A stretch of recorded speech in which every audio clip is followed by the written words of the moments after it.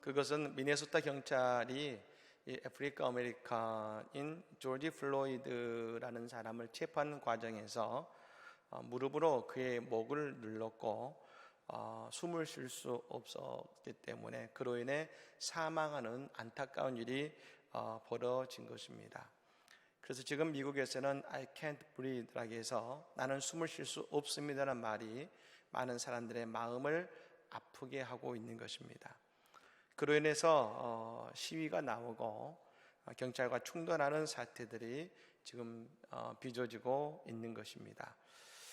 그런데 그 가운데서 미국 플로리다의 마이애미에서도 경찰과 시민들이 충돌이 일어나려고 했을 때에 그 마이애미 경찰의 모습이 그곳에 있는 사람들의 마음을 감동을 주면서 그 자리에서 하나가 되는 일이 벌어졌습니다.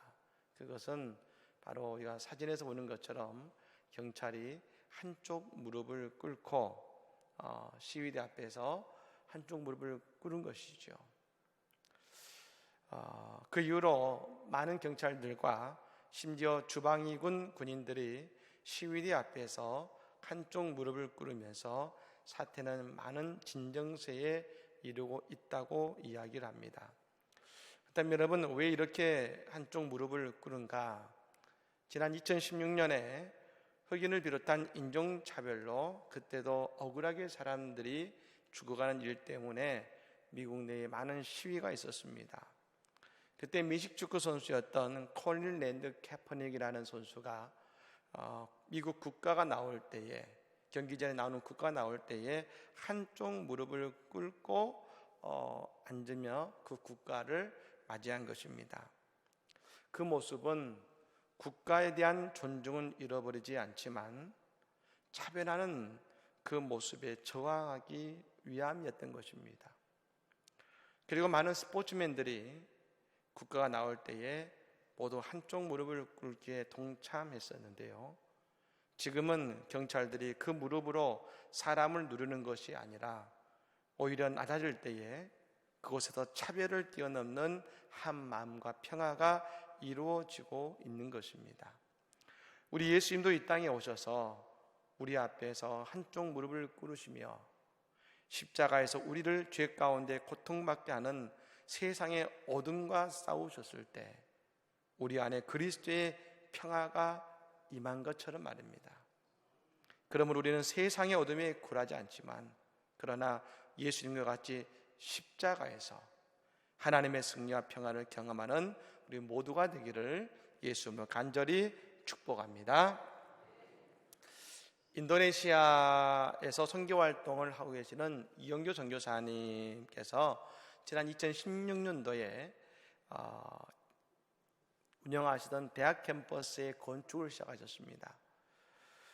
건축을 위해 준비된 재정은 전체 예산의 한 25% 정도밖에 안 됐기 때문에 사실 공사를 진행하는 매일매일의 시간이 어려운 시간이었습니다.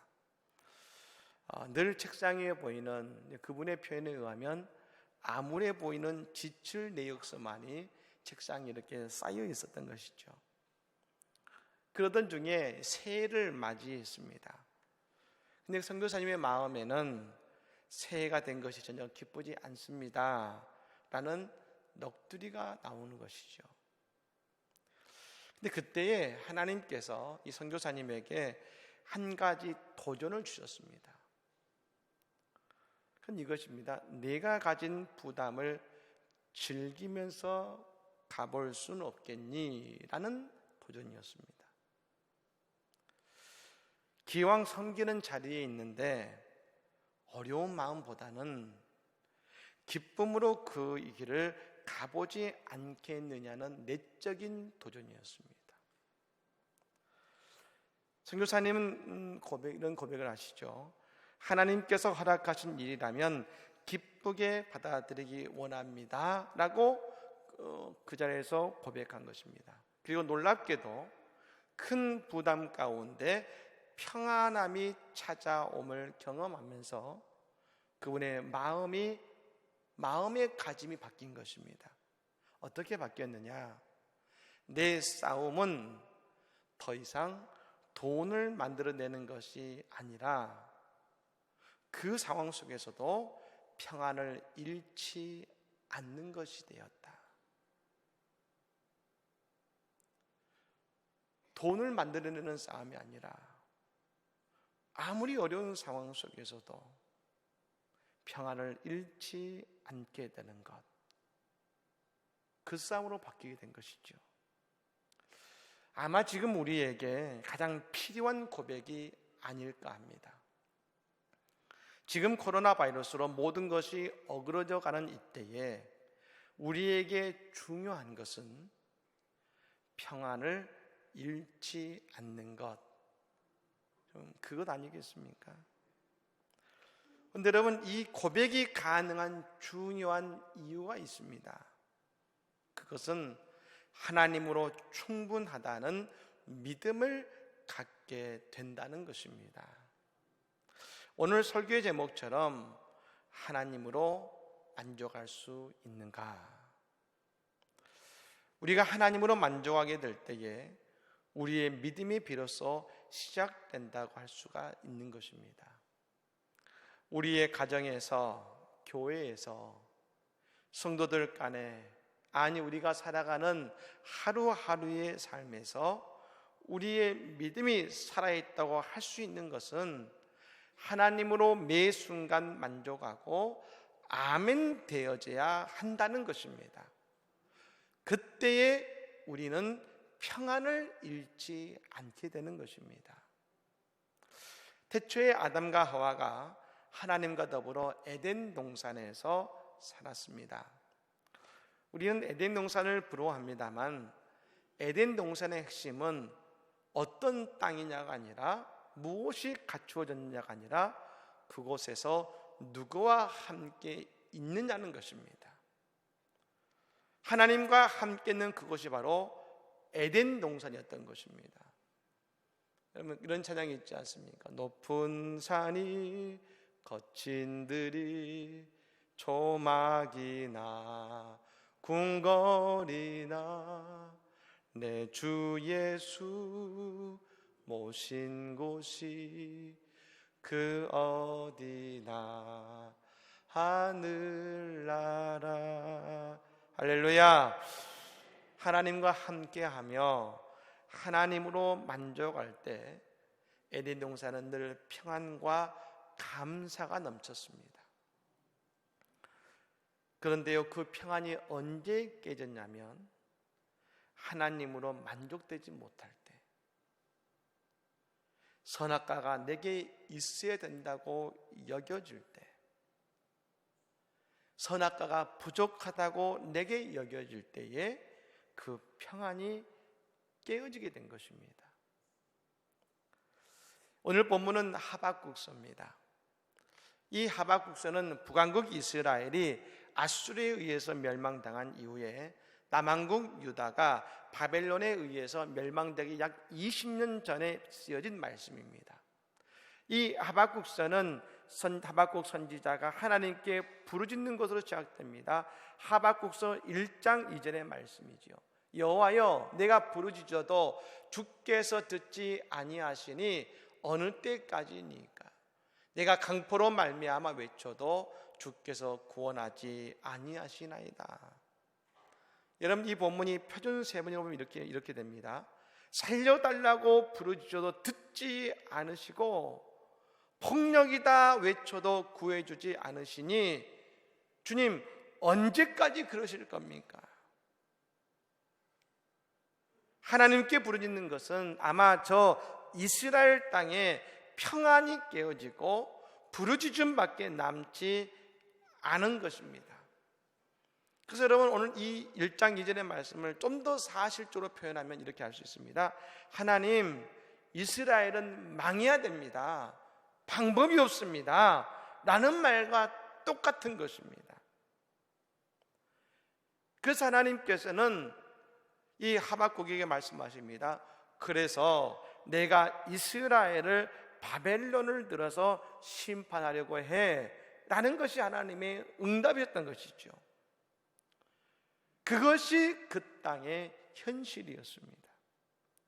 이것은 하나님께 부르짖는 하박국 선지자도 마찬가지였습니다. 정말 출구가 보이지 않고 해결될 수 없는 그 상황 속에 있는 그 모습을 하나님께 토로하고 있는 것이죠. 여러분, 하박국이 하나님과 대화를 하면서 맨 처음 부르짖는 것은 하나님, 이제 방법이 없습니다, 이 땅에 소망이 없습니다가 하박국의 외침이었는데, 그런데 그가 여러분 하나님과 대화한 후에 마지막에 하나님께 이렇게 고백합니다. 오늘 본문 17절과 18절 말씀이죠. 같이 읽어볼까요? 읽겠습니다. 비록 무화과 나무가 무성하지 못하며 포도나무에 열매가 없으며 감람나무에 소출이 없으며 밭에 먹을 것이 없으며 우리의 양이 없으며 외양간에 소가 없을지라도 나는 여호와로 말미암아 즐거워하며 나의 구원의 하나님으로 말미암아 기뻐하리로다. 아멘. 하박국 선지자가 하나님과의 대화를 통해서 그가 마지막에 고백하는 것이 이것입니다. 다 없어도 하나님 한 분만 계시면 됩니다. 나는 하나님으로 만족하고 하나님으로 기뻐합니다. 오늘 이 예배를 통해서 하나님께서 우리에게 주시고자 하시는 은혜가 바로 이것입니다. 우리는 어쩌면 이 자리에서 무화과 나무, 포도나무, 감람나무의 열매를 원하고 있을 것입니다. 아니, 우리의 양과 소가 더 많아지기를 원할 것입니다.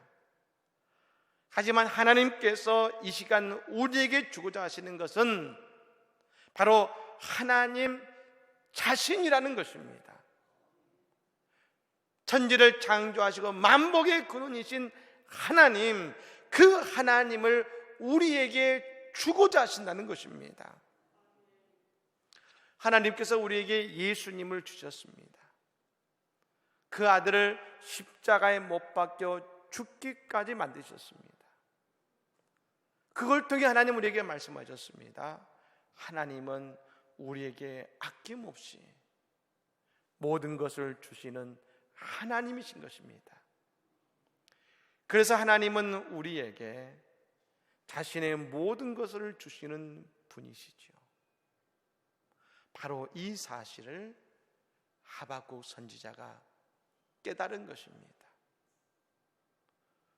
오늘 이 시간 우리가 진정 깨달아야 되는 것은, 여러분, 나의 문제는 무화과 나무, 포도나무, 감람나무에 있는 것이 아니라는 것입니다.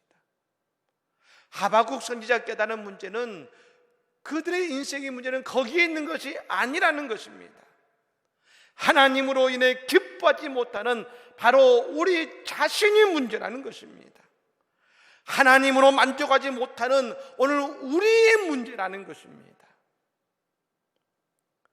아니, 다시 말해서 왜 이스라엘의 무화과 나무가 무성하지 못하고 포도나무에 열매가 없고 감람나무에 소출이 없는지 아는가? 그것은 하나님으로 만족하지 못하고 하나님으로 말미암아 즐거워하지 못했기 때문에 우리가 놓쳤던 수많은 축복들이라는 것입니다. 그러므로 이 땅의 회복은 하나님으로 말미암아 기뻐하고 하나님으로 말미암아 즐거워하는 것에서 모든 축복과 회복이 시작된다. 그러므로 하나님으로 충분한 이스라엘로 회복하자, 하나님으로 만족합니다 외치는 이스라엘을 회복하자라는 것이 바로 이 하박국 선지자가 외치는 목소리인 것입니다. 서울대 화학생활공학부 석좌 교수인 현택환 교수님이 계십니다. 이분에게 있어서 2020년은 본인이 기적의 해라고 말합니다. 왜냐하면 세계 이 과학 관련된 세계 최고의 권위의 과학학술지 네 개가 있는데요. 그 학술지 네 곳에 네 편의 논문이 모두 게재되고 그것도 표지를 장식하게 된 것입니다. 과학자들은 일평생 그 학술지에 하나의 논문만 게재되어도 성공이라 할 정도인데, 여러분 대단한 성과인 것이죠. 여러분, 이분이 나노 기술의 전문가신데 지난 2013년부터 여러분 6년 연속 화학재료 과학 분야에서 논문이 가장 많이 인용된 과학자의 이름이 바로 이분이라고 하는 것입니다. 여러분, 이분이 신실한 크리스찬입니다. 이분의 책상에 보면 삶의 7가지 원칙이 그 앞에 붙어 있습니다. 나는 이렇게 살 것이다. 첫째, 하나님을 우선순위에 둔다. 두 번째, 항상 감사하며 기뻐하며 살도록 노력한다. 세 번째, 문제가 생기면 기도부터 한다. 네 번째, 모든 문제를 온전히 하나님께 맡긴다. 다섯 번째, 정신적 휴식과 육체적 휴식과 운동을 게을리하지 않는다. 여섯 번째, 교만하거나 자랑하지 않는다. 일곱 번째, 속의 생각들을 내어놓고 말하고 속에 응어리지게 두지 않는다. 이분의 삶의 원칙은 하나님으로 만족합니다. 하나님이 하십니다. 그것 아니겠습니까? 사랑하는 여러분, 우리의 삶의 열매를 원하십니까? 하나님으로 만족하시기를 바랍니다. 이영규 선교사님의 책에 한 자매의 이야기가 나옵니다. 그 자매의 여동생이 사업을 하다가 큰 실패를 맞이해서 자살을 하게 됩니다. 교회에 열심히 봉사하고 믿음으로 나아가던 자매였는데 그로 인해 큰 상처를 입고 깊은 시름에 빠집니다. 근데 그 방황하는 자녀에게 선교사님이 단독직입적으로 물은 것입니다. 너 정말 하나님 한 분으로 충분하다고 고백할 수 있니? 그리고 그 대답은 아니요 였습니다. 나중에 그 자매에게 메일이 왔습니다. 그 메일은 이렇게 적혀 있었습니다. 선교사님이 저에게 너 하나님만으로 만족하니? 라고 물었을 때에 제 대답은 아니요 였습니다. 저는 이 질문을 줄곧 생각했습니다. 질문을 바꿔서 하나님만을 의지하니? 대답은 예였습니다. 또 하나님을 제일 사랑하니? 라고 물었을 때 예라고 대답했습니다. 하지만 하나님만으로 만족할 수 있니? 라고 했을 때 아무리 생각해도 이해가 안 되는 저를 보며 매우 착잡했습니다. 여러분은 어떠십니까? 여러분은 하나님만을 의지하십니까? 여러분은 하나님을 제일 사랑하십니까? 아니, 여러분은 하나님만으로 만족할 수 있습니까? 제가 오늘 설교 제목을 삼은 것도 바로 이 물음에 저는 어떻게 대답할 수 있는가 저에게 하는 질문이었습니다. 하나님으로 만족할 수 있는가? 코로나19 이후로 교회의 많은 부분들이 회복되지 못하고 있습니다. 담임 목사로서 매 순간 위기 같고, 그리고 한국교회 앞으로에 대해서 들려오는 소리는 늘 어려움에 대한 절망적인 이야기들만 들려오고 있습니다. 그런데 여러분, 지난 주간 책을 읽는 가운데 저에게 들려오는 목소리는 이것이었습니다. 양 목사야, 지금 하나님만으로 만족할 수 있니? 저에게 물어오셨습니다. 아브라함이 100세가 되는 해에 하나님께서 그에게 이삭을 주셨습니다. 100세의 아들은 아들이니 얼마나 예쁘겠습니까? 그런데 이삭이 16살이 되던 해에 하나님께서 아브라함을 부르십니다. 그리고 독자 이삭을 하나님께 번제로 바치라 하십니다. 그런데 성경은 이것을 이렇게 말합니다. 하나님이 아브라함을 시험하사. 이 시험은 테스트입니다. 아브라함에게 하나님이 물으신 것입니다. 하나님으로 충분하니? 하나님으로 만족하니? 왜냐하면 만약 아브라함에게 이삭으로 만족한다 했을 때 아브라함의 에덴 동산은 깨어지는 것입니다. 하지만 저는 하나님으로 충분합니다. 그가 고백할 때에 아브라함의 인생은 진정한 축복의 인생이 되는 것입니다. 어쩌면 여러분, 오늘날의 우리의 모습, 지금이 어려운 현실의 모습이 우리를 향한 하나님의 테스트일 수도 있습니다. 지금 이렇게 힘든데 너희는 하나님으로 만족하니? 사랑하는 여러분, 그러므로 여호와로 말미암아 즐거워하시기 바랍니다. 구원의 하나님으로 말미암아 기뻐하시기를 바랍니다. 부활의 예수님께서 디베랴 바닷가에서 물고기를 잡고 있던 제자들 앞에 나타나셨습니다. 밤새 한 마리도 잡지 못했지만 배 오른쪽으로 그물을 던지라는 주의 말씀으로 그들의 만선의 기쁨, 153의 기쁨을 누렸습니다. 그때 요한이 깨닫고 말합니다. 주시라.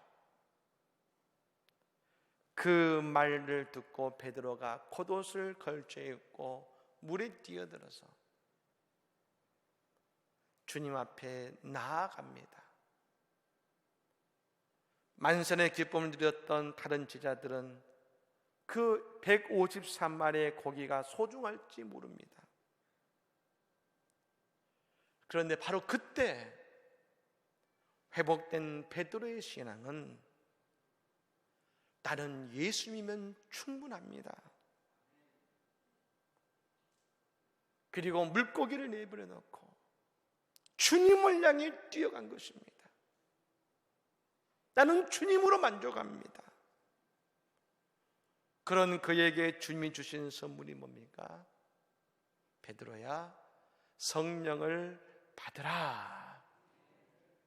그리스도와 함께, 성령님과 함께. 그러므로 오늘 우리의 삶에서 하나님을 기뻐하고 하나님을 만족하는 그런 복된 삶을 살아가는 우리 모두가 되기를 바랍니다.